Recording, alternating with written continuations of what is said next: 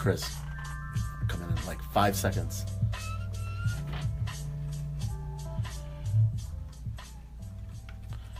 Good afternoon, everyone. Welcome to Meet Them Mondays. I'm your host, Cristian Portilla, and today I'm very excited to be here with you.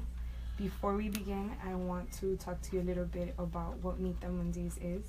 And so Meet Them Mondays began as a podcast, and it's from and cultivated here in Miami, Florida. And I am a journalist in Miami.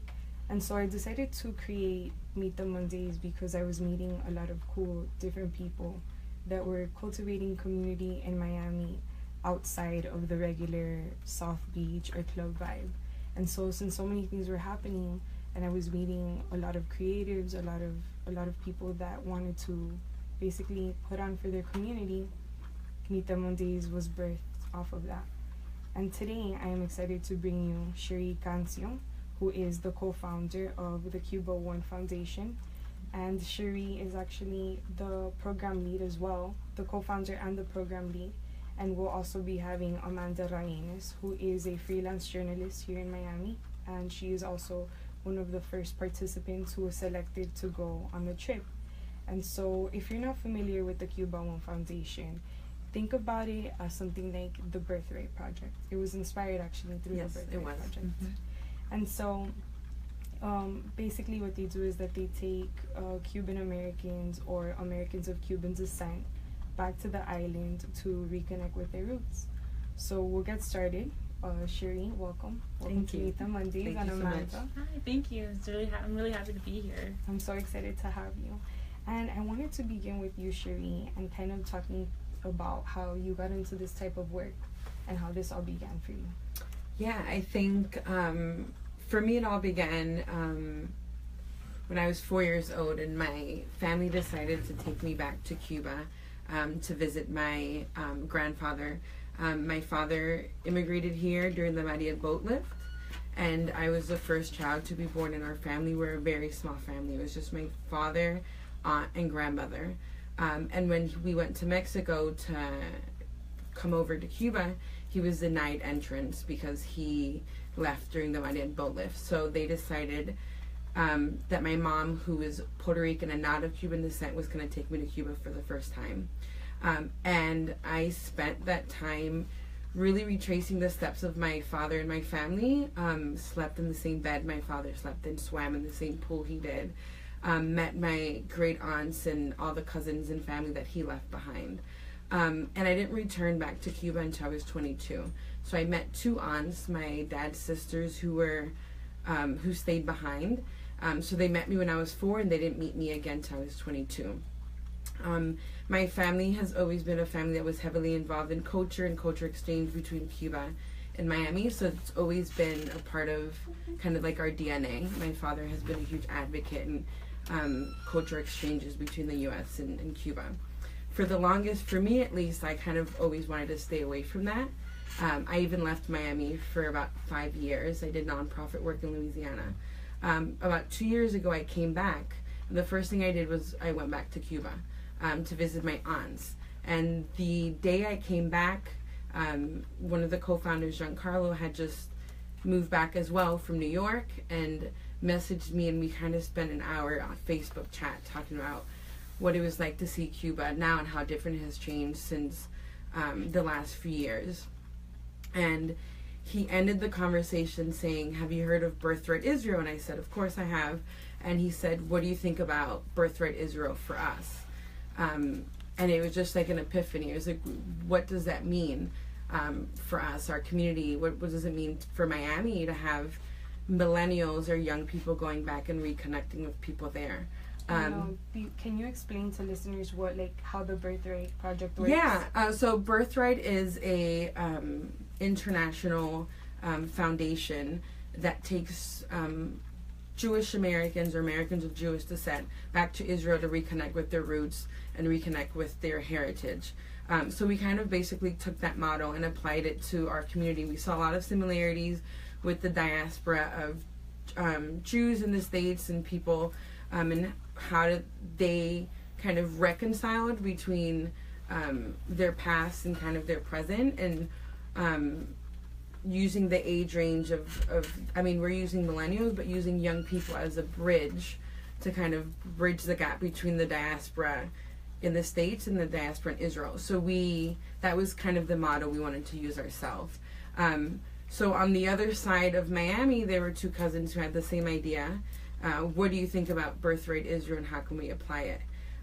And for whatever reason, how life works, we ended up getting connected, and we actually met for the first time at Versailles, which is kind of ironic because we're at Versailles, which is like the town hall of all Cuban, all Cuban American everything, and we're there eating, and we're there talking about how to take Cubans or people of Cuban descent back to Cuba, which is not what you would probably hear at Versailles.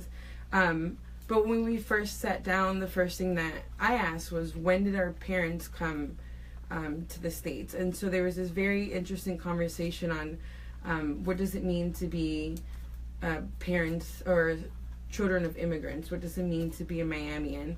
What does it mean to be descendant of an exile community or being part of an exile community? And then the next question or thing that popped up was, what are people our age doing on the island now? And how can we support them and how can we connect with them? And I think each of us kind of came together with a different perspective based on our background. The two cousins, Daniel and Andrew, their parents came through Pedro Pan, which is an entire, kind of narrative and impact on our community. My father came through Mariel later on during the 80s. And then Giancarlo Sopo, father fought in the Bay of Pigs. So right there, we were all very diverse in kind of what our experience was in the community. All of us had very different experiences as far as professional experiences. Not all of us spoke Spanish. Not all of us had traveled to the island at that point. And I kind of looked around and I said, this is the type of group that I want to take back to Cuba. Whether you speak Spanish well, whether you know how to dance salsa, whether you're connected through your culture, through food or through music or through your grandparents, what connects us at that point is this heritage that we kind of have with us, and the idea of what would Miami look like if we are able to help in any way of bridging that gap between Cuba and the United States. Okay. And I know you mentioned some of the founders. It's you and... Yeah, so it's myself. It's Giancarlo Sopo, who is a public relations and communications expert. Daniel Jimenez, who is a consultant. And then Andrew Jimenez, who is a lawyer. So it kind of worked as a perfect puzzle. We kind of did it as your basic startup. Each of us kind of brought something to the table. My background was in nonprofit. I worked in the education field, and so we kind of were able to kind of bring our experience and professional experience to the table and kind of divide and conquer what we did. So we, on top of modeling ourselves on this amazing organization that reconnects people, we modeled ourselves on the many startups that were happening in Miami. We kind of came back in a point where we saw Miami kind of re-emerging, focusing on young people kind of creating these amazing ideas. And we kind of build ourselves in that sense. We like to laugh that que somos cuatro gato. We're just like four, we started as four, and we've expanded. We're a team of six. Lisette Calveo is part of our group, and then we have Lily Ashman, who's been supporting us as well. So it's six of us, but each of us, again, with different experiences and doing what we can to bridge the gap with us in Cuba, to connect us with the young people there. But also, for me, it was always, what would the conversations look like once they come back, and how would that change dynamics in Miami, and what would Miami look like 10 years from now if, the next mayor of Miami was an alum from CubaOne and kind of saw things a little bit differently. Absolutely. And so one of the really cool things that I think that CubaOne Foundation offers is that essentially these trips are free. Yes. Just like Birthright. Yes. You basically, CubaOne pays for all of the expenses. I even saw on the site some meals. Yes. You ask of the participants to bring some extra cash for expenses, but all of this is funded through CubaOne. So I wanted to know who funds this? And I saw on the website that it was like privately. There's no intention to take any like government money at the moment. Right. How are you putting this off? So at the beginning, the one experience we lacked was fundraising, right? I had programming experience, I had community engagement experience, but fundraising was not something any of us kind of brought to the table. So we spent it felt like forever, but it was really like 2 or 3 months kind of seeing where were we going to get this support. Cuba was still kind of taboo. It was kind of emerging in certain parts, but in Miami it was still a hot topic. And then President Obama went to Cuba. And those last 5 minutes of his speech, we were all kind of texting, and he kind of said, look at, I'm not quoting him directly, but look at the power or the beauty of the Cuban people. Miami is kind of an example of that. And at that point, we kind of messaged each other and said, we need to do this now, and we're going to fund it ourselves. So for the first year, the board itself, the 4 of us funded the trip. One person in the 4 of us kind of put in the bulk of the funds. But we bankrolled it ourselves. Each one of us paid for our own trips. When we did like several trips to the island to kind of build our network and look at programming. Everything we did moving forward, from the stickers to the cards to gifts we would send out to our alums, came from the board. Now we're getting grants, and we're working on that. But essentially it's the board, and now we're creating this beautiful alumni network, and the hope for us is that it becomes this pay it forward experience. You come back from the trip and you have this beautiful experience, not pay it forward, and help others do that. And that's a lot similar to Birthright Israel as well. Private donors, grants, the board, and alumni is kind of really what we're focusing on now. Okay, awesome. And I'm sure listeners out there want to know, how can they become involved? How can they be selected to go on this free trip? Yeah. So we have a very 2-step process, 3-step process. The first process is visit our website. We do have an age range, and we did that because we did research that many other organizations kind of fall in this millennial age range, but we are looking for people who could connect us to a larger network. We're looking for writers to help us with. We're doing a blog series on demystifying travel to Cuba and what that looks like for an American. As far as the application process, the first step is to go on the website and read our mission. We really want to make sure that the people that are joining us understand why we did this and what our mission is, and are really going into this with a very genuine desire to reconnect. And the website is CubaOne.org. CubaOne.org, yes. Okay. So they fill out the first part of the application. We have we start off with volunteers who are not of Cuban descent, and now a lot of our alums are taking over the application process. And then the second part is an essay process. So it's a little stronger questions. We developed a rubric using volunteers helping us. Now we have the majority of our volunteers reading it and kind of selecting. And the last piece is the selection committee. The first year is very much the board. But the idea of that last piece is not really, usually we have 20 people that end up at the table when we have 10 spots. But all 20 of them would be people we would take. But what we're really looking at that point is diversity. Are we bringing in people who are going to be lifelong friends? Are we bringing people who are able to connect? Are we bringing people in that are a mirror image of our community? Are we diverse? Or do they look like Cubans on the island? Do they look like people in the exile community? What are their backgrounds? And so we try to match them up that way. And then it's basically like creating a team. And so our idea is we're developing this team of people, strangers from all across the country, who are going to spend a week together in a country that most of them have only heard about through their grandparents and their parents. Okay. So if you're just tuning in, you're listening to Meet Them Mondays on Jolt Radio. Meet Them Mondays actually was a podcast. Now we are on the radio. It started on RoamFreeRights.com. And today we are speaking with Cherie Cancio, who is the co-founder of the CubaOne Foundation. And we also have Amanda Rabines, who is one of the first participants who went on one of these trips. And so now, Amanda, I want to direct some of these questions to you, Sure. since you went on one of these trips. You went last year. Yeah, it was the year anniversary came up. Yeah. I think it was last week. And I want to ask you, how was that experience like for you? What was your relationship with your motherland, in quotation marks? Oh, that's so funny that you say it that way, because a lot of this trip had to do a lot with my relationship with my mother. And being a first-generation American Cuban here, I feel like we are a group that kind of understand each other in our own group. You know, a lot of us have parents and relatives who, you know, come from this community, and they come with that exile mentality. And my mom carried that a lot with her when she came over here. She also came on the Mario boat lift. And when she came over here, she buried her culture, very much so. And so you saw in my house, you know, I'm Peruvian.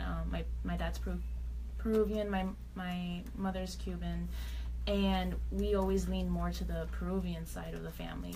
My mom, when she came here, she wanted to instantly be American, and with that, we lost that Cuban culture.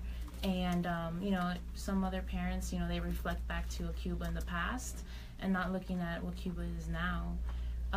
So when you say motherland, you know, it meant a lot for me to kind of see that for myself, something that I couldn't see from my mother's eyes because she just wouldn't talk about it.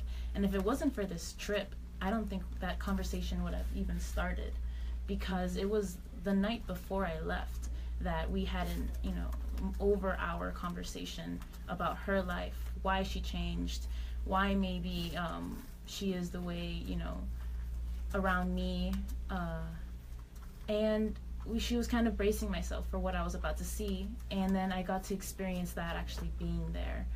You know, and my mom grew up in the farmland. My grandparents grew coffee beans. That's why I love Cuban coffee. And I know what's good Cuban coffee, nice and strong, nice and sweet. Yeah. So going there and seeing it for the first time, it made me feel closer, especially, you know, my grandmother passed around the same, I think it was a couple months before I went on the trip too. Wow. So it was really impactful for me, because you see this history that almost with the transition of moving here kind of gets swept away or buried or tossed aside. It's not the same anymore. These same conversations about how Cuba is what it is. And because of, you know, lack of, you know, connection, or lack of wanting to connect, I think, you don't get those answers that maybe you're kind of seeking. And I was, oh man, did I wanted to seek them. Like, I remember someone asking me, how does it feel that now that you're here? And I was like, it feels like a Christmas present that I've wanted for like a really long time that I finally got. And it was just like stepping foot into Cuba. And it's really nice. It was really beautiful in very gentle ways, the island. And then seeing that and tying it back to your history, tying it back to my mother's experience, it meant a lot to me. And I think it's so important for everyone to trace back their roots. I mean, that's a part of who you are. Yeah, that's a part absolutely. Of who, yeah, it's so important to do. And so I think my mother even had a chance to reconnect back to her roots just through this trip too. And it's so funny. Now she's like the biggest CubaOne fan. Yeah. I don't know if you pay attention to social media, but my mom's always sharing things. The blog post that I wrote, she shared. Awesome. And I don't know if she would have, you know, done that before.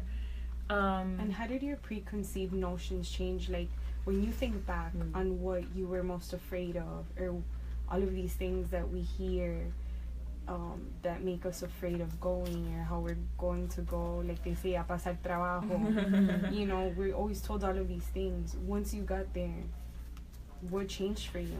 What was the most impactful thing that changed? I went in fearless.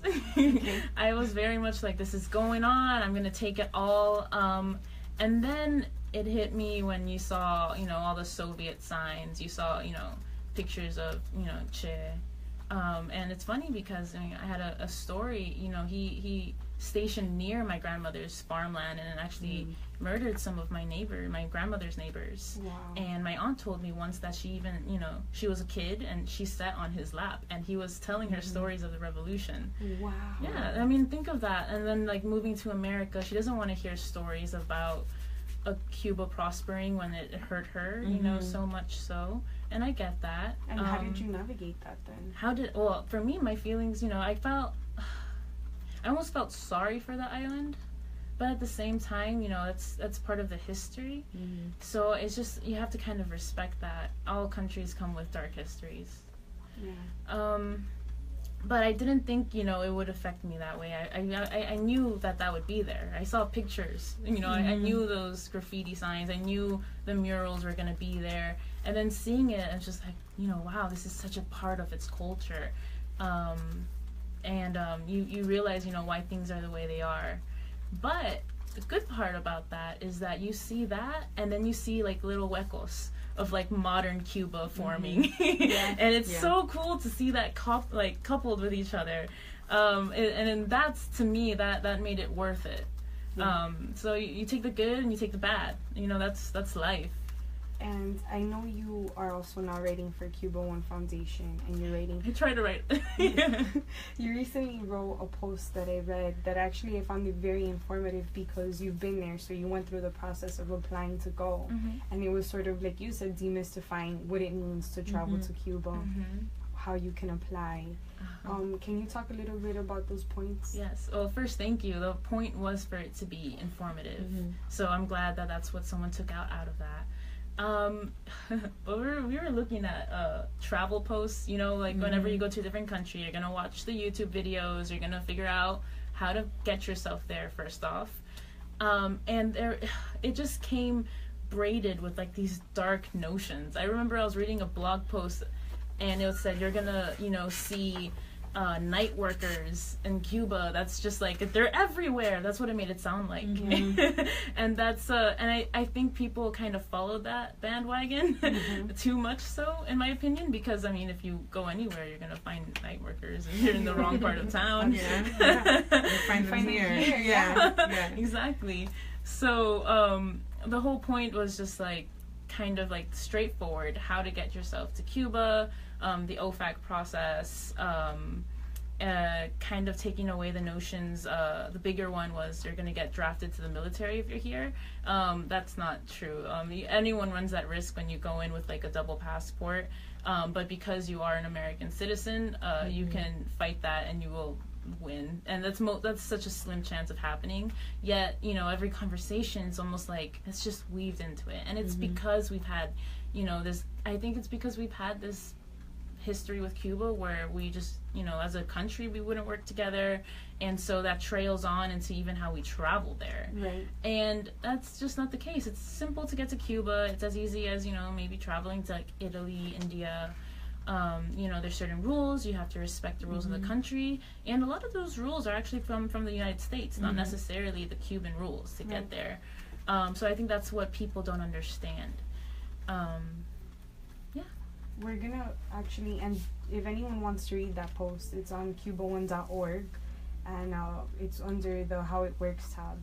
And so anyone that wants to read that or wants to get informed on how to travel to Cuba, what the process is like, the documentation that you need, the money, Amanda pretty much outlined it for all of you there. And we are going to be taking a break. We'll be back shortly. Stay tuned, and I'll talk to you soon.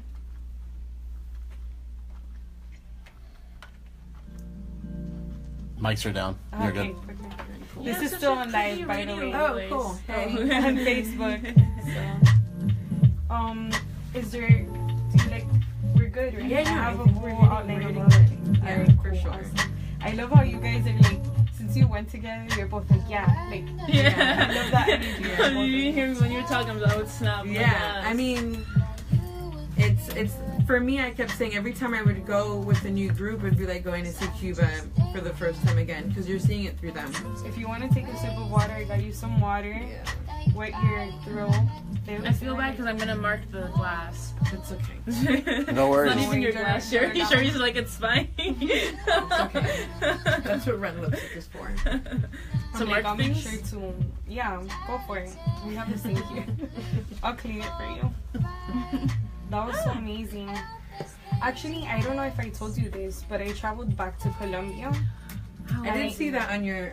Oh, by the way, your Facebook. wedding was beautiful. So pretty. Congratulations. That was awesome. And so it's funny because you talked about your mom, but I traveled back with my wife and with my mother, who hadn't been back to Colombia I want to go back with my since mom. she crossed the Mexican border 23 years ago. Yeah.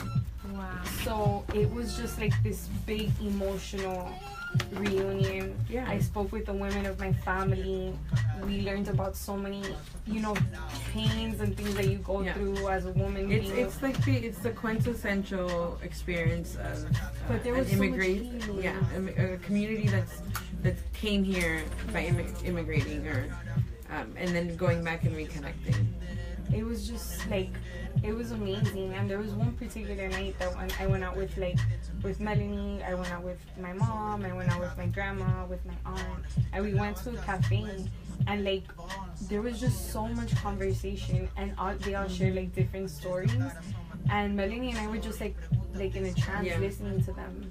And I feel like I know my mom like a book. Like I know everything about my mom.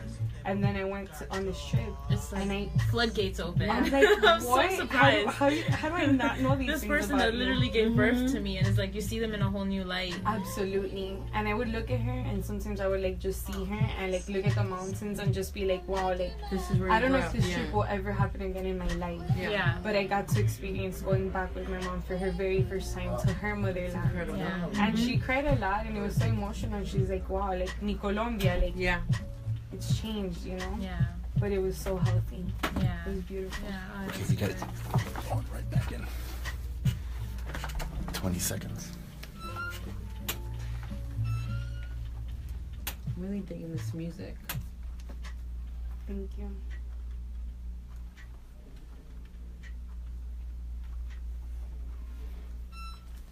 Hello everyone, welcome to Meet Them Mondays. We are on Jolt Radio. If you are just tuning in, I am Christian Portilla, your host, and today we are speaking with CubaOne co-founder Cherie Cancio and Amanda Rabines, who went on one of these trips with CubaOne. She is also a journalist and a writer for the website. And so let's jump back into this. Great. So, if you're just tuning in, CubaOne is a organization that takes back Cuban Americans or Americans of Cuban descent back to the island to reconnect with their roots. And Cherie Cancio, the co-founder, was just talking to us about how these trips change everyone's lives, and Amanda was telling us her story and how this changed for her. And so, Cherie, since we heard Amanda, I kind of want to know how your relationship with the island was, or if you also had this animosity before you went, and how that changed for you. I think my experience has been very different than most people who grew up in Miami. Like I said, my family has been very heavily involved in culture exchange. My father has been involved in that for the last 20 years. So I grew up surrounded by Cuban culture, but also Cuban music from the island that was coming here in a time where that was kind of seen as not something you do in Miami. It was kind of seen as not something that somebody from the exile community does. So my relationship with Cuba was kind of, this is something that's taking a lot of my father's time away from me. This is something that, I think if you're a child of somebody who's invested a lot of time in activism or in business, you kind of feel this resentment towards what that was, and I kind of packaged that up with all of Cuba. And I think in college that changed for me when I went back to Cuba and met my aunts for the first time. So they saw me at 4, and then they saw me at 22. And then I got to meet my cousins, and I remember when I was leaving them, they started crying and I started crying, and it was like I grew up with them my entire life. That first trip back was pretty crazy because it was kind of like at the cusp of when Cuba started kind of changing to what it is today. It was when the private sector or paladares, restaurants were starting to come up, when private housing or pre-Airbnb was starting to come up. And it was when you were seeing a lot more Americans of Cuban descent. Traveling to Cuba was a little different back then than it is now, going there. I remember going there for the first time, and in the Hotel Nacional, right in front of the Malecón, there's this huge Cuban flag. And I remember sitting there overlooking the water, and I was just completely overwhelmed. I was overwhelmed at a country who did so much hurt towards an entire community and towards my family, and also overwhelmed at seeing my father working so hard to build that back, even though he kind of was kicked out and immigrated here, and kind of seeing my aunts where they lived. So it was very much like conflicting feelings. And I remember coming back and not telling anyone that I was going to Cuba, because at that time that was not something you Cuba wasn't trendy, Cuba wasn't sexy, there wasn't Instagram, there wasn't Twitter. You didn't really meet other people who traveled to Cuba. And my family kind of made a decision that every year we were going to spend New Year's in Cuba with our cousins. So at the time, Cuba to me was very much family. It was going there and meeting family. And then slowly that started to evolve, and me meeting people my age, and meeting Cubans who were in la lucha. And we'd say that a lot here in Miami, but kind of those same characteristics that help build this city that you see every day starts there, and they're still doing that there. And so once that started happening, Cuba, that used to be my father's narrative and my family's narrative, started becoming my own narrative. It started becoming my relationship with the island, not just my relationship with my father and his relationship with the island. And I think that's what the CubaOne Foundation kind of brought out in me completely, because then you created your own experience. It created my own experience, my own narrative, my own relationships on the island. And I'm able to continue building that through these trips that I help lead, that I go with them, that I build from here. And I'm able to kind of open that up to all these participants that we're taking over. And now that connectivity is opening up in Cuba, those relationships that you're building there, you could continue here through Facebook. Now, that conversation might last a few weeks because I'm connected 24/7, but in Cuba they might be connected an hour a day, an hour every other day. But there's a beauty in me saying, hola, mi hermana, ¿cómo está? Here, and then 2 days later getting an entire paragraph from somebody who's able to connect.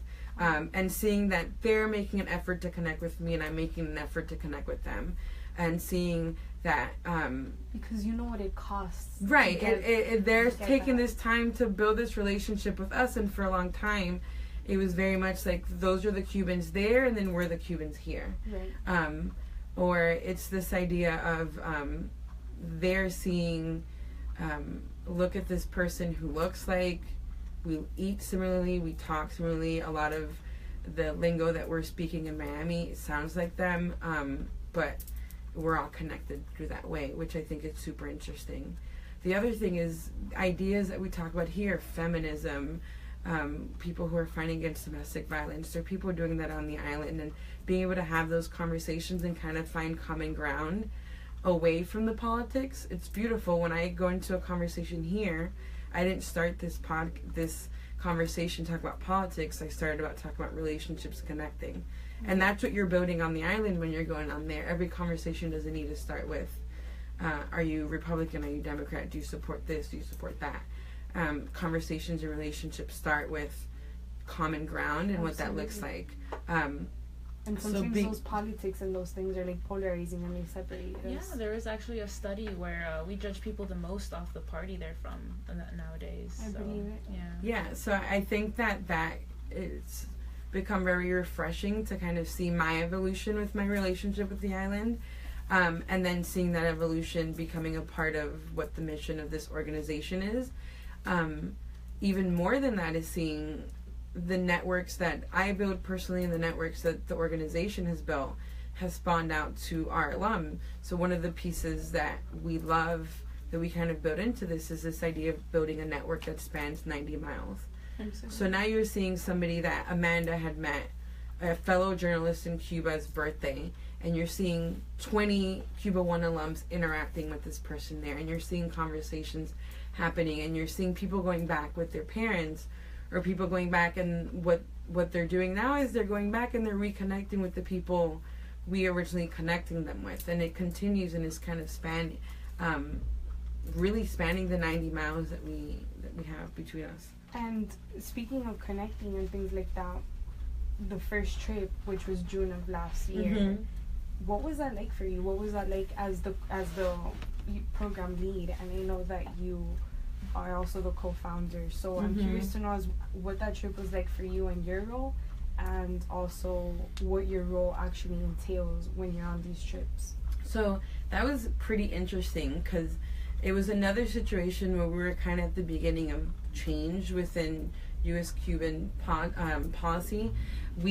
Our first trip was on a charter flight, and it was interesting to experience what traveling to Cuba was originally before all these domestic commercial flights or international flights started happening.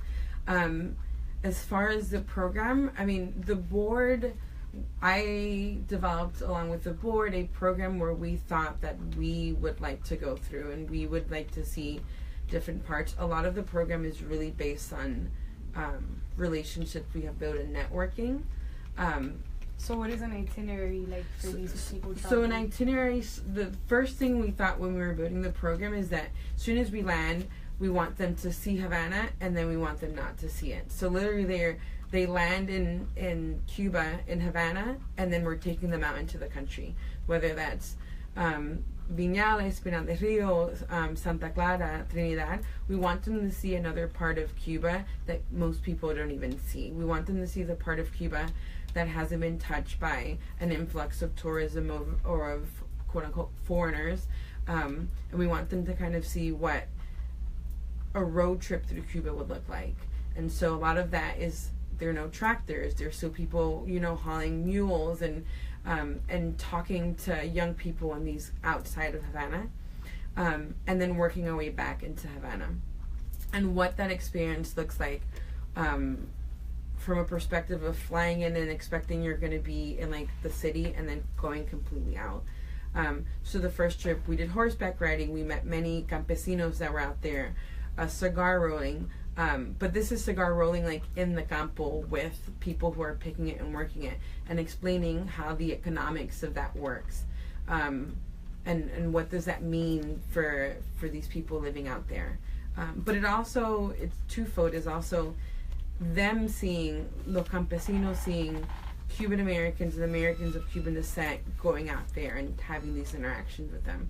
They're used to seeing Canadians or Europeans or even Americans who are not of Cuban descent, but the idea of seeing people who speak the language and who look like you and who have the same sayings, it's kind of mind-blowing when you see that. And then we work our way back to Havana. And I saw that one of the last trips, CubaOne went to celebrate Pride. Yes. Which I loved. I saw that and I was like, this is amazing. It was incredible. So when we started looking at the demographics of our application pool, we started seeing that a lot of our applicants identified as part of LGBTQ, which is interesting being of a Latino community, but also Cubans are kind of seen as a very conservative Latino community. Yes. And so on the flip side, in Havana, I started noticing that there was this up-and-coming, I want to say up-and-coming, I'm sure it was always there. It's not like I discovered it, but I started noticing that there is an LGBT community forming amongst young people. A lot of them are people who are starting their own businesses. A lot of these people are people who kind of develop their own network. And so the idea of that was, what if we connect these two groups from both sides, and what does it look like to celebrate Pride? So there was a Pride parade, but what we kind of went there for was the Dia contra la Homofobia. Wow. And so we spent that there with two incredible private businesses there. One is called Clandestina and another one La Marca. And they did a tortilleras, haciendo tortillas for the people. And so they've been doing these things where they're flipping kind of these derogatory terms. Yes. And using it to empowering them. So you're at a tattoo shop, the first legal tattoo shop in Cuba. There's a pride flag, a Cuban flag, a trans flag, which is incredible to see that there, because even here it's brand new. Yes. And you're seeing an entire omelet bar and you're seeing una viejita de la calle coming up and getting her tortilla from a tortillera. So it's like, and so they're doing that, and they're doing screen shirts where people would come in and get their shirt screened with and the image is un campesino in heels. That's like the image of the day. So it's being able to see that interaction. The last day we had Queef Latina, who was part of our group, dress in drag. Dress in drag, and he actually got voted as best of Miami in the Miami New Times as drag queen. And her show is great. She's actually a friend of my friend, so I see him all the time. Counter Corner, no? That's their show. They go there a lot. So being able to see her out there and walking the streets of Havana and dressed up being herself, and seeing again La Viejitas coming up and taking pictures with her and kind of celebrating that whole day and being amongst other Cubans who are also celebrating this beautiful day and kind of doing it together. So that's another piece of our puzzle, is showing how diverse our community is, and where Cubans come in all shades of color. We want to focus on the Afro-Cuban heritage. We make it a point to go to Regla on every single one of our trips. Regla is a small town across the pond from Havana that's kind of like the epicenter of Santeria culture and Afro-Cuban culture. And the reason we do that is because we know that the exile community doesn't necessarily reflect the racial makeup of the island. I think 70 to 80% of the exile community is very white, very European looking, where the island is flipped. It's probably 60 to 7, it's Afro-Cuban descendant. So we make it a fact to show that piece. We make it a fact to go to Regla, to talk about this religion that's a mainstream religion in Cuba, and it might not be seen here, but that's what it is. And we wanted to make it fact that Cubans are part of the LGBT community, not only here in Miami, but in Cuba itself. And give them that representation. And give them that, and show that we are just as diverse here as they are there. And again, what does it look like when you connect two people together? Absolutely. So we were super proud of that last trip and what that meant, and seeing these two groups of people connecting. And so the goal right now of CubaOne Foundation, so far it's been 4 trips a year, 10 people per group, and you were telling me that you want to expand it as much as you possibly can to do as many trips in a year as possible. When is the next trip coming up? Right, so the goal for us has always been to take as many Americans of Cuban descent, Cuban Americans, to Cuba. Right now it's 4 trips, and we, as a young nonprofit, are in the process of making that happen. Our next trip is July 19th through the 23rd, is right around the corner. And this trip is going to be really incredible because this time we're connecting academics and writers and journalists together. Cuba has a beautiful history of literature. I mean, you think about it from the beginning with Jose Marti and all the beautiful music that comes from the island and poetry.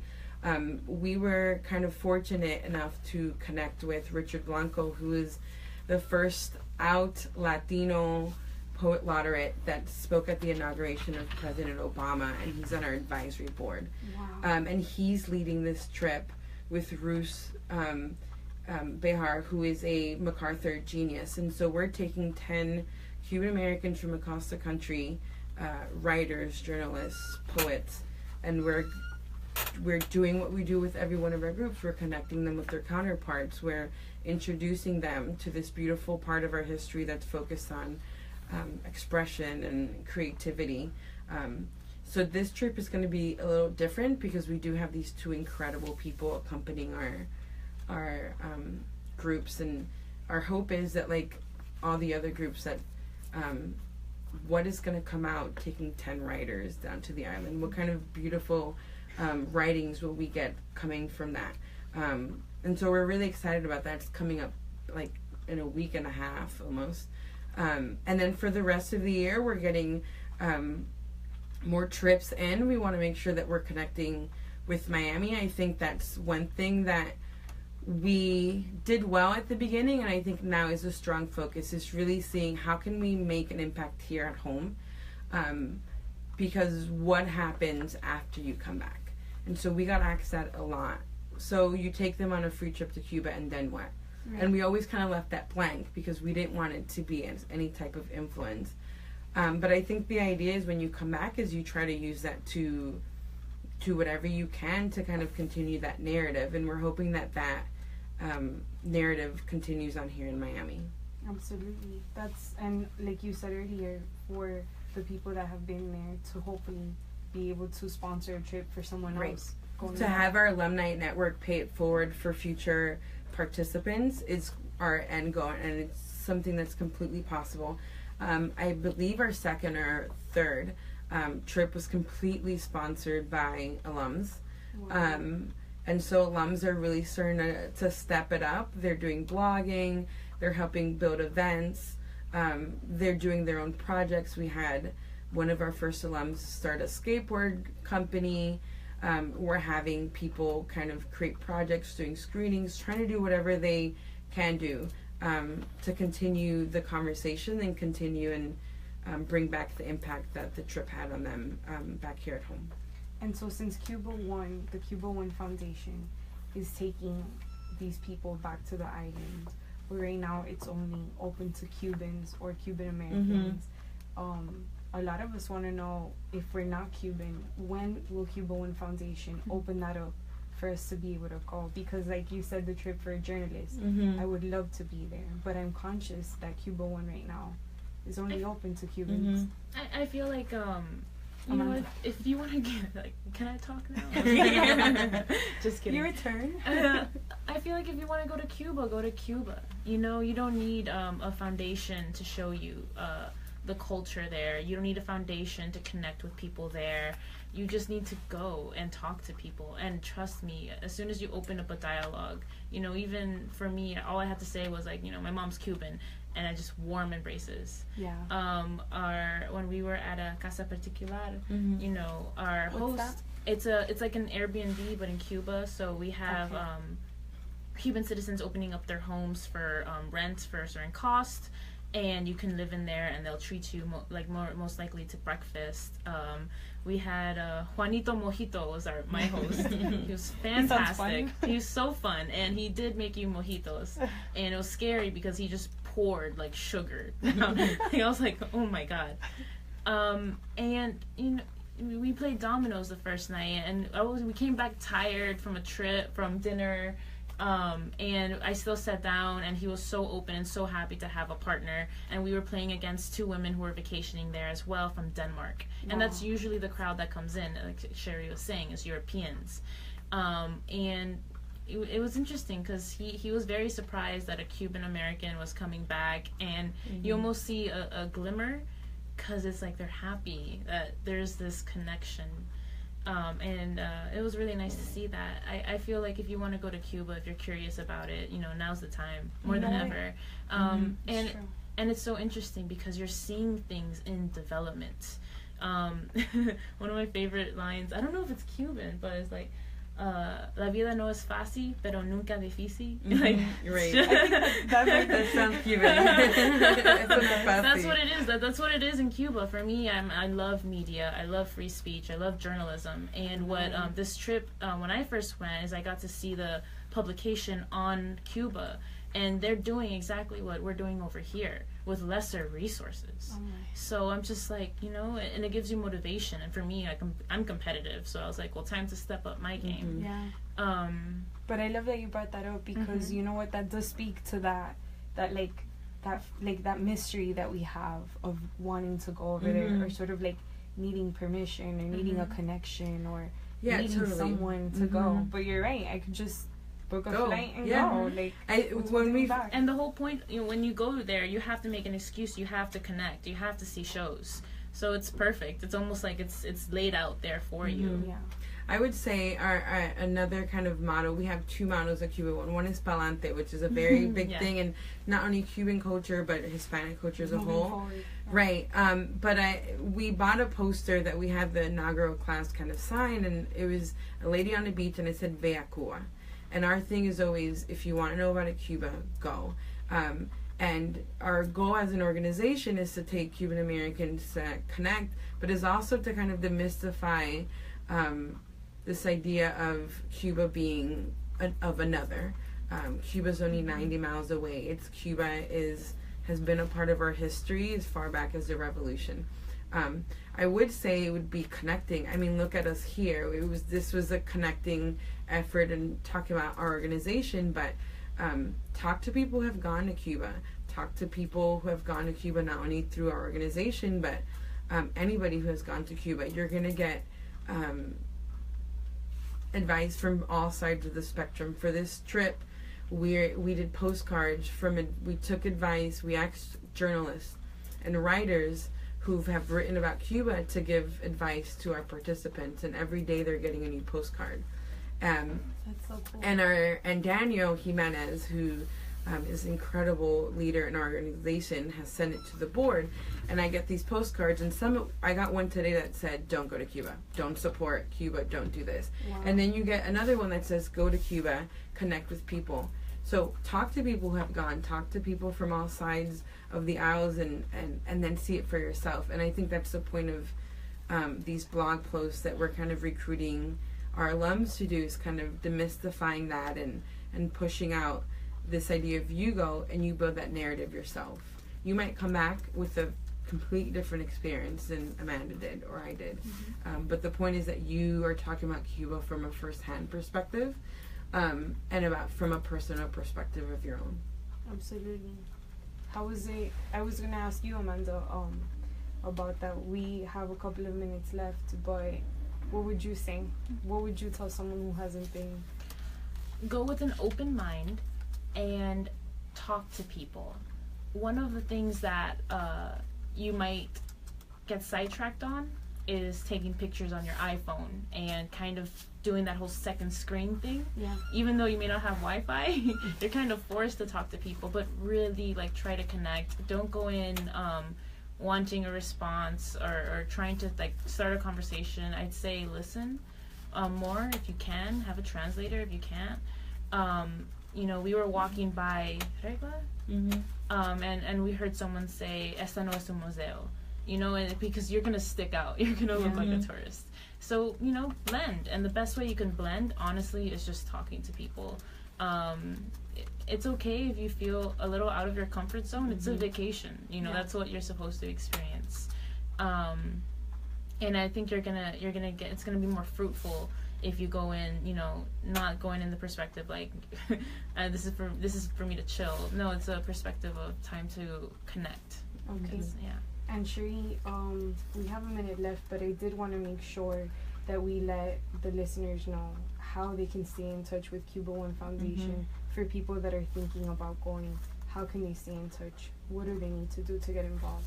So you could stay in touch by visiting our website at CubaOne.org. We're also very active on Twitter at CubaOne Tweets, our Instagram, CubaOne, and also our Facebook. I think the best way to connect with us is to shoot us a comment or question on our website, and also our Facebook. We recently did a Q&A that garnered a lot of questions about traveling to Cuba, and that's the type of conversations we want to have, and that's the impact we're having to everyone, not just people of Cuban descent.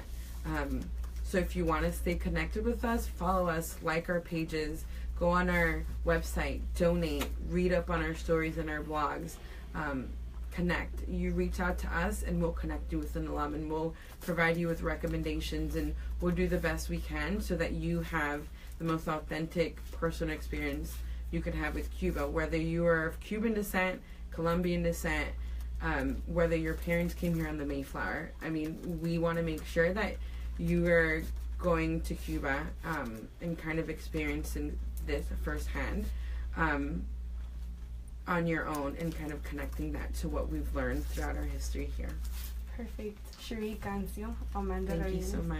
Thank you so much for being on Meet the Mondays, on our first live show with Jolt Radio.